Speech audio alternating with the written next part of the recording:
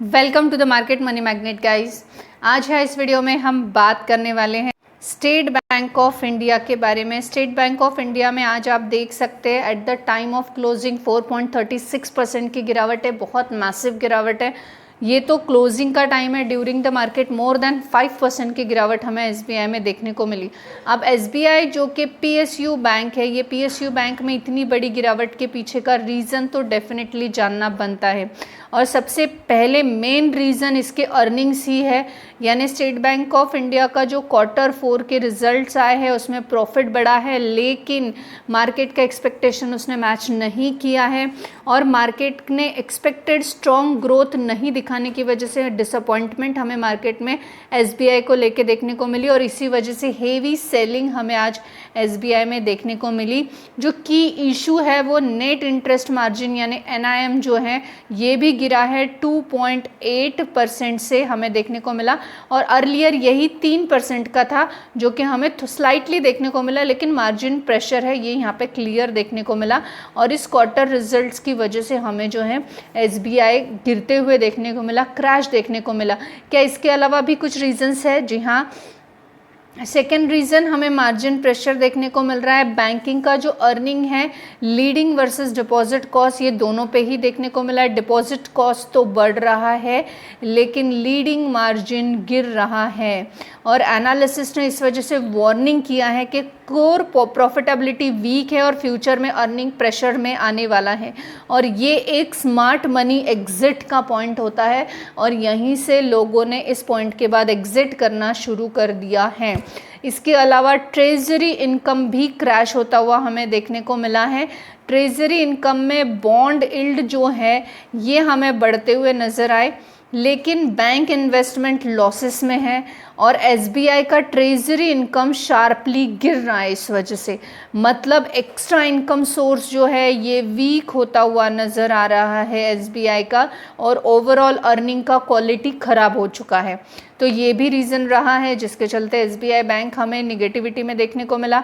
इसके अलावा अर्निंग्स जो है इसकी क्वालिटी का कंसर्न भी देखने को मिला, क्योंकि जो प्रॉफिट है ये तो बड़ा है क्योंकि 5% से 6% तक के, पर ग्रोथ रियल नहीं है, सपोर्टेड है वन टाइम फैक्टर के और मार्केट जो है ये स्ट्रॉन्ग कोर अर्निंग चाहता है, टेम्पररी सपोर्ट नहीं। तो मार्केट को ये भी चीज़ एसबीआई की पसंद नहीं आई और डेफिनेटली यहाँ पे भी ये रीज़न से भी हमें क्रैश देखने को मिला। इसके अलावा ग्लोबल और मार्केट प्रेशर दोनों भी हमें एसबीआई पे देखने को मिल रहे हैं। क्रूड ऑयल स्पाइक हो रहा है, रुपीज़ वीक हो रहा है, ओवरऑल मार्केट गिर रहा था तो ऑब्वियसली उस फ्लो में हमें एसबीआई भी गिरता हुआ देखने को मिला। एसबीआई ऑलरेडी वीक था, सेलिंग और बढ़ गई थी तो ऑब्वियसली इस प्रेशर की वजह से भी हमें एसबीआई में नेगेटिविटी देखने को मिली। एसबीआई का जो ये हेवी सेलिंग हुआ 5% का, इसने भी निफ्टी को जो है ये ड्रैग डाउन करने में अपना सपोर्ट दिया है। यहाँ पे हमें टेक्निकल और पैनिक सेलिंग भी एसबीआई में देखने को मिली, क्योंकि एसबीआई ऑलरेडी गिर चुका था 7 to 10% तक कुछ दिनों में। लास्ट अगर आप यहाँ देखेंगे लास्ट 5 दिन में तो करीबन 9.5% के आसपास गिर चुका है एसबीआई।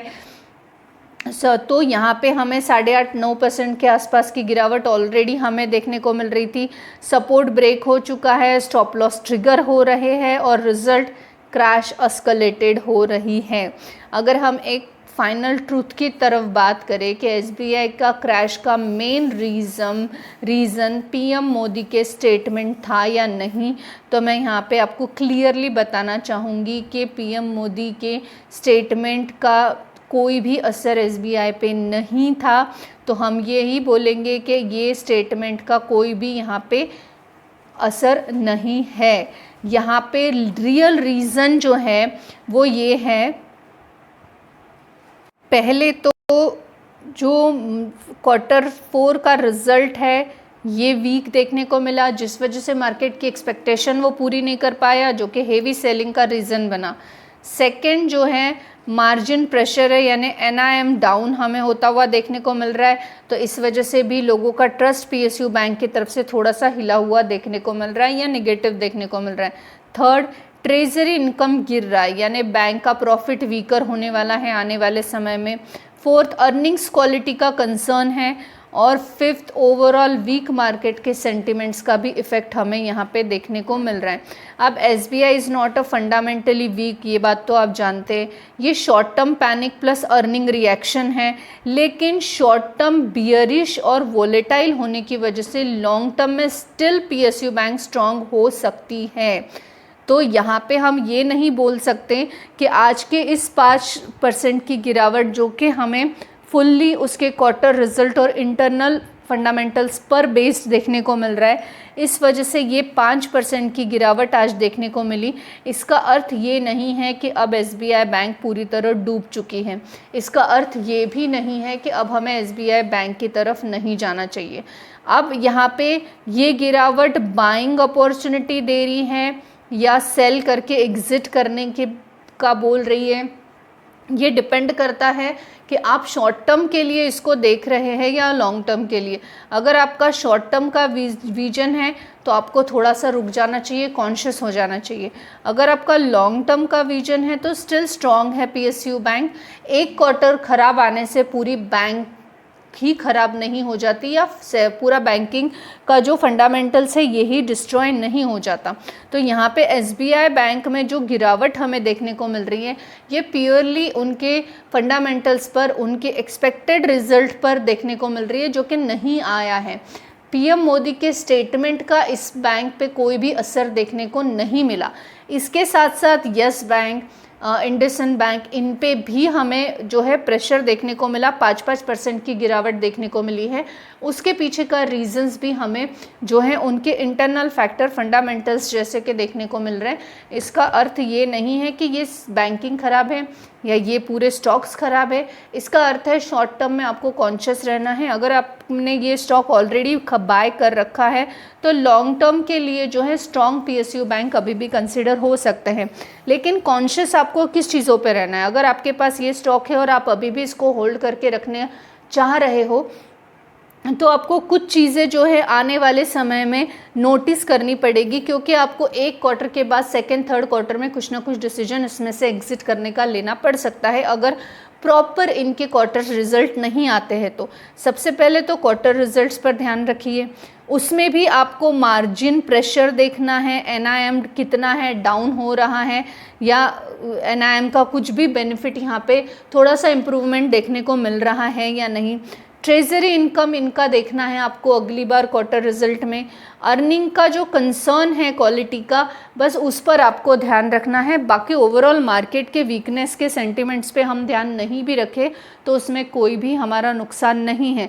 लेकिन एसबीआई में जो ऑलरेडी लॉन्ग टर्म के लिए इन्वेस्ट करके बैठे हैं और अब वो कंफ्यूज हो रहे हैं कि उनको किस तरह का डिसीजन लेना चाहिए, तो आपको एक तो अपने फाइनेंशियल एडवाइज़र से पूछना चाहिए, और अगर आप वो नहीं करते हो, सेल्फ रिसर्च करते हो, तो आपको क्वार्टर रिजल्ट्स पे ध्यान देना है। और क्वार्टर रिजल्ट में आपको जो है बिलो एक्सपेक्टेशन है, हायर एक्सपेक्टेशन है मार्केट से, वैसे नहीं देखना।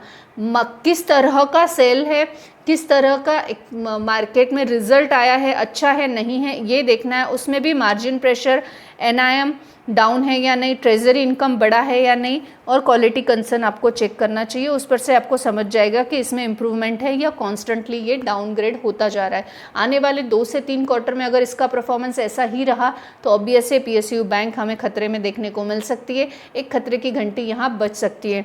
This information is only for the educational purpose. I am not giving any recommendation here, neither buy nor sell. I hope this information is informative for you. Thanks for watching.